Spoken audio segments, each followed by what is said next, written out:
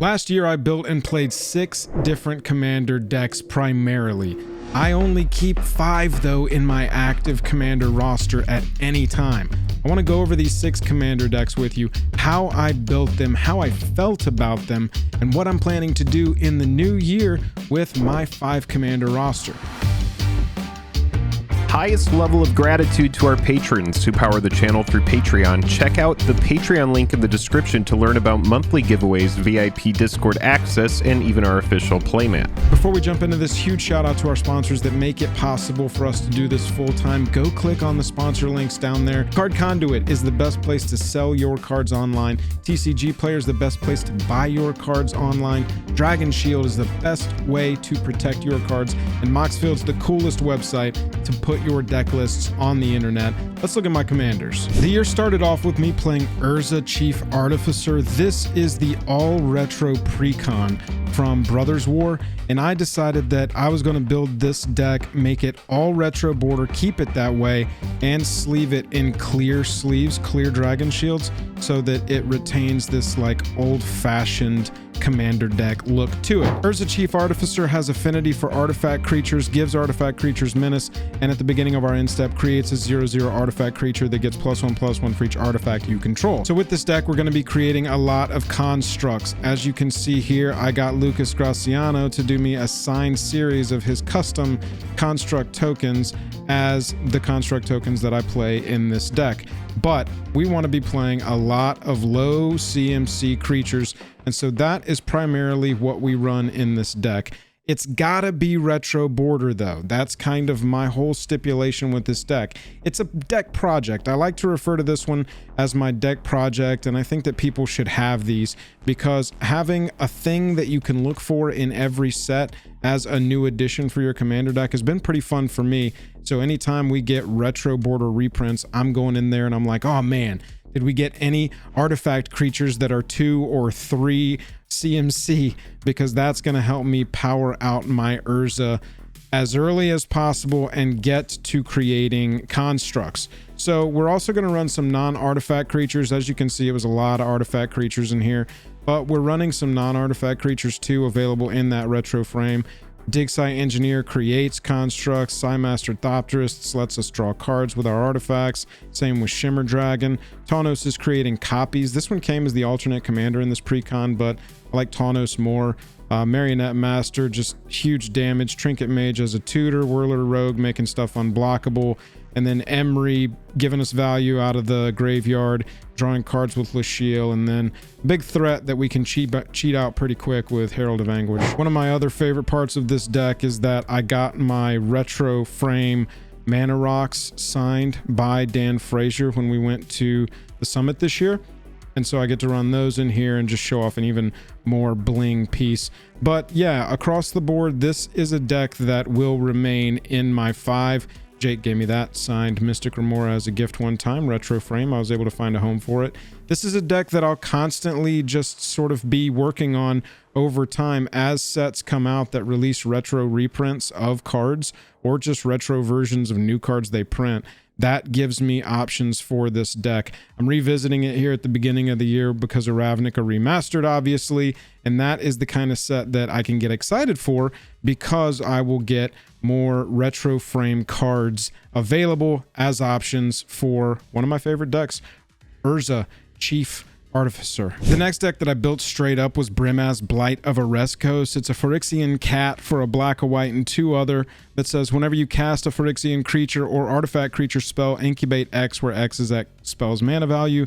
That's creating an incubator token with X +1/+1 counters on it that has activated ability for 2 to transform it into a 0/0 Phyrexian artifact creature, and then also says at the beginning of each end step, if a Phyrexian died under your control this turn, proliferate. So the way that I built this deck was for our Commander League. You should jump into our Patreon if you want to hop into our Commander League and play Commander with us in rotating formats throughout the year.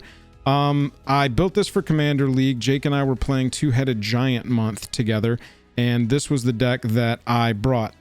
I really wanted to build a Phyrexian tribal deck, and this made it really obvious that that's what this was aimed at. And so having the incubate tokens, it really sort of led itself to like a board wipe strategy, heavy removal, big flavor with the Phyrexian stuff. I leaned heavy into that as much as possible, but in general it was just like, what are the good Phyrexian creatures? Run those, right? Or pet cards like Phyrexian Rager. I started back in the day. Phyrexian Rager was one of my favorite cards back in the day. This is one where I am not really 100% sure about it. It's getting a lot of Phyrexians onto the battlefield and building up future value with your incubate tokens, but then it leads itself to sort of a board wipe strategy, and so I'm not really sure how much I love it. I've already got the artifact creature deck with Urza, and so it felt very samey with that, even though it had the like Phyrexian sub theme. I don't think that was really enough to put it over the edge for me. You see, when I start seeing repeat cards across decks, it's not really something I want to be doing, but some cards are just like so obvious here.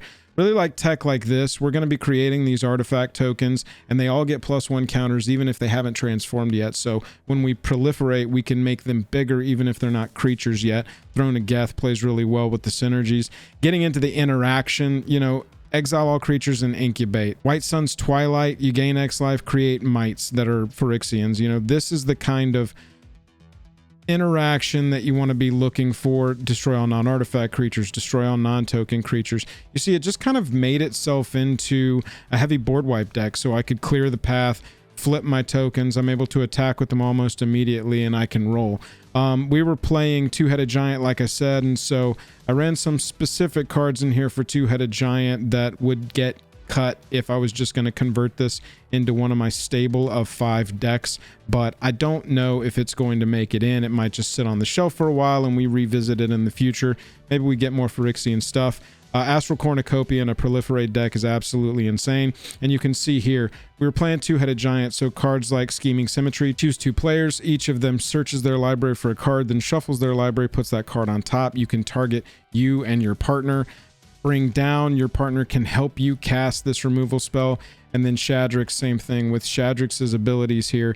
You can choose your partner because it just says choose a different player, target a different player. You have to target a different player, not a different opponent. So overall with Brimaz, I'm not 100% sure about it. Let me know if you built this one and how you ended up liking it. It's pretty sweet. Board wipe ends up being such a feels bad, and I've already got an artifact creatures deck. I don't have a proliferate deck, but this just didn't really feel like a proliferate deck, you know, so to speak. Once it was fully built, there was way more to it than that. Following that, I built Rona, Herald of the Invasion, and this was probably one of my 1 or 2 favorite commanders brand new that I built last year. I built it as a blue-black reanimator deck, but I themed it to the Phyrexian invasion, and I tried to make choices that were all about Rona heralding the invasion so that when I won, it was a flavorful victory for all of Phyrexia. True believers know what I'm talking about. So with Rona, on this theme, we played like cards like Breach the Multiverse. Each player mills 10 for each player. Choose a creature or planeswalker, put it onto your battlefield, and they become Phyrexians. Lots of reanimator shenanigans, lots of stuff like Rise of the Dark Realms. We're going to be trying to fill up graveyards and return a bunch of stuff all at once so that we can get wacky with it. Reanimator card that is a removal spell. If you haven't seen this card yet or played it, you should give it a look. All you got to do is cast it for 6, and you're getting a -5/-5 on any creature you want to hit, and a 5 mana value or less creature from your graveyard to the battlefield. Love this one. Thematic. That's what we tried to do. Huge reanimator stuff. Big reanimation stuff. Incarnation technique. Wow. Demonstrate. What an ability, by the way. When you cast it, you can copy it. You have to choose an opponent to also copy it if you do that. But 5 mana, mill 5, return a creature card. Getting that twice, even if you're giving it to your opponents once, just choose the opponent that's likely to hit the worst thing. Or just be political with it and like make some promises. Thematic, resurrection. That is what we went for in this deck. I wanted it to be as though Phyrexia had invaded my opponent's battlefields and now they had to deal with it. As you can see when we're going through it, we're going through all of the standard reanimator stuff. Entomb, Windfall, get stuff into the graveyard. Realm Breaker has been a new favorite card, especially thematically with the invasion. This is how the invasion popped off, and it is going to mill opponents' cards, and it's going to get lands from their graveyard onto the battlefield under our control. Little ramp. in a deck that's blue and black. Okay, we'll take it. Sheoldred Whispering One is just one of the Sheoldreds that we are running in this deck. That's right, it's a Phyrexian invasion. We gotta have the Praetors represented as much as possible. You can see Jin-Gitaxias in 1, 2, 3 different treatments as well. That is what we want to do here. I'm getting Jin-Gitaxias Core Augur into the graveyard as early as turn 3. We're returning it. People are rolling their eyes, and Phyrexia is dominating their lives. We are putting cards into the graveyard to be reanimated, though, so let's play some other giant, crazy threats that are going to do huge effects when they come into the battlefield. Now, Rona is drawing us a card and discarding a card, so we can have a little secondary sub-theme of that whole second card drawn each turn. You've seen a lot of those cards pop up over the last couple years. Alondra Skydreamer is going to create a 2/2 whenever you draw your second card each turn, and we're going to be doing this if we're doing it on our main phase. Same thing with Min, draw a second card each turn. Investigation, whenever you draw your second card each turn, you create a 1/1. If you would draw a card except for the first one, you draw 2 instead. You see, discarding stuff, we're also going to play along with the draw and discard at the same time as playing the reanimation. Oscar, Containment Construct, Raven Man, Unctus, all playing along with discard stuff. Unctus is redundancy on our commander's ability. Whenever this creature becomes tapped, draw a card, discard a card. Same thing with Vohar. Azami, our creature is a wizard. Our commander is a creature type wizard, so using it to draw a card seems like a cool little interaction, especially if we're resurrecting it and not having to pay all 5. Blue Sun's Twilight, just absolute thematic flavor wins here. Invasion of Fiora is the only invasion that I ended up running here, but destroying creatures, that sounds like what we want to do. Then we've got our interaction here. Nothing particularly wild in the interaction section, stuff you've seen before. Same thing with our mana rocks. We've got typical stuff, ritual. We want to get ramped up. A little more ramped than normal, you know, it is blue-black. Hostile Negotiations is great. It's kind of like Fact or Fiction, but in black. Gonna put cards in our graveyard, and then we're into our lands. Gotta say, though, with these lands, I did get all matching foil basics for this. Just gotta show them off. That's what the video's about. Aw yeah, baby, matching basics. Overall, with Rona, this is a deck that I'm going to keep together, but I do not think it's going to be in my active 5. I love Reanimator. It's one of the single archetypes that I will build multiple versions of and try and come at from different angles just to keep it varied. But with Rona, I do already have a really kick-ass Reanimator deck in my 5 lineup that we're going to go over in just a second. But I also know that there's probably going to be something this year that I'm going to be interested in building, and so Rona's probably not going to be in my active 5. This is a replaceable commander to me, but I do love this deck. It's a really fun list, and you should give Rona or just a nice blue-black draw discard looting reanimator deck a try, because I think you will enjoy it as well. It's that first time you cheat Sheoldred or Jin-Gitaxias onto the battlefield on like turn 2 or 3. People roll their eyes and you feel great. Next up is my Dada Binder of Wills deck. I've talked about this deck at length on the channel. I'll just do a really quick tech for it for those of you who haven't heard about it before. It is a legendary reanimator commander, and the main ability here that we care about on our commander is reveal the top 4 cards of your library for the -3. Put any number of legendary cards from among them into your hand and the rest into your graveyard. Create a treasure token for each card put into your graveyard this way. So the way it typically works out is Dada comes down on turn 4, turn 3 if we can ramp it out, -3, reveal the top 4. I choose any number of them that are legendary. They go into my hand, the rest go into the graveyard, and I get a treasure token for each card that goes into the graveyard this way. Dada potentially replaces the mana that you invest to play this Planeswalker immediately if all 4 go into your graveyard. You can also keep 1 back and get 3 treasures, and that's sort of how I tried to build this. Side note, with this commander, I do try and ask my opponents if I can rule 0 the other Dada in here just for the flavor win. I say that the blue is going to be replaced by a red.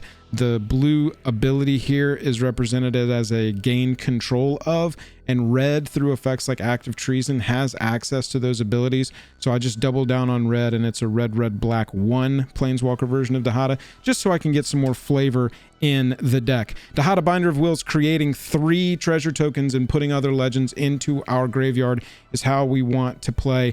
And you will see as we go through here, There are lots of legends that play with Reanimator strategy or play with Legends strategy or any combination therein. But we try and look for good, excellent, top tier 3 mana legends and 2 mana legends first. Because the thought being, we rush to Dada, turn 3, turn 4, hopefully we're casting our commander. We're going to get at least 3 treasure off there because we do want some of these legends in the graveyard. And then we're going to be able to cast a 3 mana legend, hopefully with Death Touch, right onto the battlefield, protecting our Planeswalker. That's really what you want to try and do, or what I try and do, is protect my Planeswalker as quickly as possible so that we can use Dada's uptick ability, which is the other important part here, that says up to 1 target legendary creature gains vigilance, lifelink, and indestructible until your next turn, protecting our commander while she builds more loyalty counters back up so that we can do the graveyard fill thing again. So you'll see as we go through here, lots of strong 3 and 4 mana even legends over more expensive legends. We run a bunch of legends in the deck of all manas, but we do look at 2 and 3 and 4 in particular. Death Touch, love a cheap one with Death Touch. Cheap legend with Death Touch, that's going in the Dada deck for sure. We love to run those cheap ones so that we can get onto the battlefield as quickly as possible. And anything else that we're putting into our graveyard, we can return. We're fine with 4 mana legends being something that we also run because we can, from our hand, play that immediately with the 4 treasures that Dada creates. Reanimation. Here's a legendary card. Return all legendary permanent cards from your graveyard to the battlefield. This is one of your win cons. Cards like Rise of the Dark Realms. That's what we're going to be trying to do to win the game. These are just massive reanimation cards. We dump these huge legendary creatures into the graveyard with the -3 ability, and we're resin them right back onto the battlefield. You can see repeats of cards that I find great in this type of shell. Removal and a reanimation, absolutely. The OG, you know we gotta have it. Legendary board wipe. This is the kind of board wipe I look for in this deck.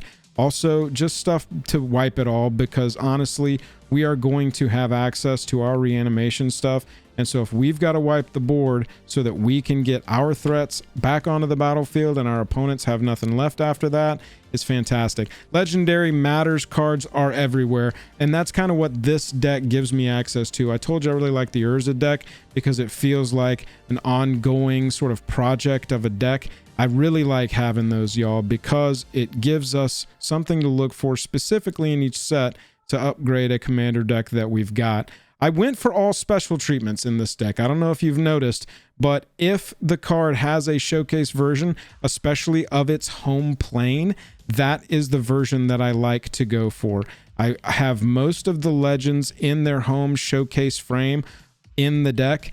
That is what I like to look for. But yeah, every single time a set comes out, any Legends Matters cards, any 1, 2, or 3, or 4 mana legendary creatures in our colors, you know, you start looking for those immediately, and you get them into the deck in their beautiful showcase versions. Dada Binder of Wills is my favorite commander deck. It is my #1 on my roster of 5 right now. It's not going anywhere, and it'll be there. It'll be shocking the day I take it off. We'll say that. I love this deck. My Dada deck is one that I got fully prepared and ready for ahead of Vegas. I wanted it ready to go so I could play it in Vegas with any of the homies that we ran into. Another deck that I got ready to go was my Edgar Marov deck. I've had this deck since it came out. I opened it the day that these precons came out, sleeved it up, and it's been one of my decks ever since. However, I had not updated it in like 4 or 5 years, honestly. So much good vampire stuff had come out in the meantime that I was like, you know what? I'm just going to go ahead and upgrade my Marov deck. I can order some of these sweet new vampires that have come out from Crimson Vow or anything else, and have a nice little aggro deck, especially for two-headed. I really like to play this deck in two-headed giant because it's a really aggressive, you know, create vampire tokens while my opponents are on their back foot and not really able to jump in and answer. You'll see with this one, it's just pretty much a straightforward vampire kindred style deck. Got some of the newer tech in here, and They Shall Know No Fear and Clever Concealment, but you know, it's just sort of a vampire deck. This is one of my aggro decks that I like to play in Two-Headed Giant. I have it on my shelf at all times. It's one I'll always keep together, but this I don't think is going to stay in my roster of 5 if there's a lot of interesting new commanders to build this year. This feels like a deck that really needs a land upgrade, but I don't know if I want to invest the money into such a sort of straightforward and uninteresting deck. Don't get me wrong, it's fun to play. It's fun to slam a bunch of vampires down and pump them up and then swing for the fences, but I think it's one, you know, you can see cards like Rakdos Guildgate. I haven't really kept up with the mana base on this one, upgrading it really at all. It's already so powerful. I try and tell people, you know, it's powered down because the lands suck, even though that's not 100% true. Ever, you know that this deck is just an absolute slam fest. But some of these newer cards, I had purchased the Vampire Precon, and I took a bunch of the pieces out of that and put it into this. I've got some flavor pieces in there, Markov stuff, you know, the art, preferably if it's got Markov in it, like Vindicate, I go for those copies. Apparently I need a Bloodline Keeper, or I took that out for a different deck. But yeah, Burn at the Stake is really the most fun card in here to talk about because a lot of people don't know it. As an additional cost to cast Burn at the Stake, tap any number of untapped creatures you control. You know, in this deck we are going to be creating a ton of creature tokens. Burn at the Stake deals damage to target creature or player. This is a finisher. This is a win con right here. Equal to 3 times the number of creatures tapped this way. 3 times 3 is 9. You're doing 9 damage for casting this and only tapping 3 creatures. Wow, you can absolutely hose an opponent's life total that way. But yeah, Edgar Marov, it's a standard of mine, but it's not really one I consider truly in my active 5 unless I've just thrown it into my quiver for some odd reason and I'm bringing it to a con or something. So the last deck that I built last year was Elev of the Wild Court. This is an Auras deck. It is an Enchantress green-white beat down, so brutally strong.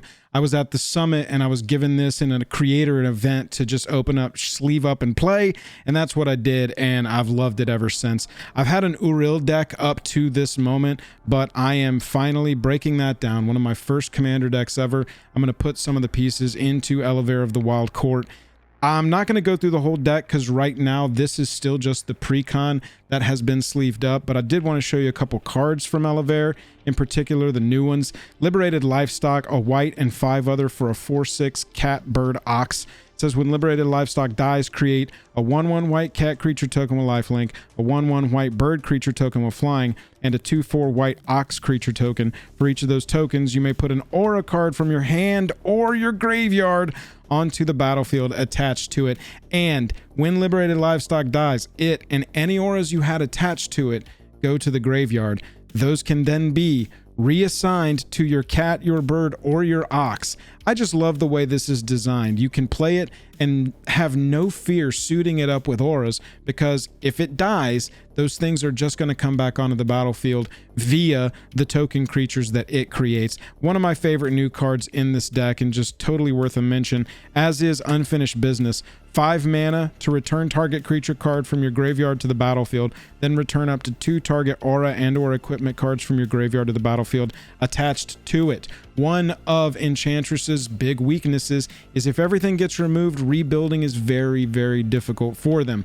But cards like this are starting to plug some of the only weaknesses that this color combo and archetype have, much to the chagrin of me and everyone who doesn't really like this archetype. But I'm leaning in. I'm in my Enchantress villain arc, and I will be playing Elev of the Wild Court this next year. This is a deck that is going to be in my 5. I'm keeping it alongside Urza and Dada.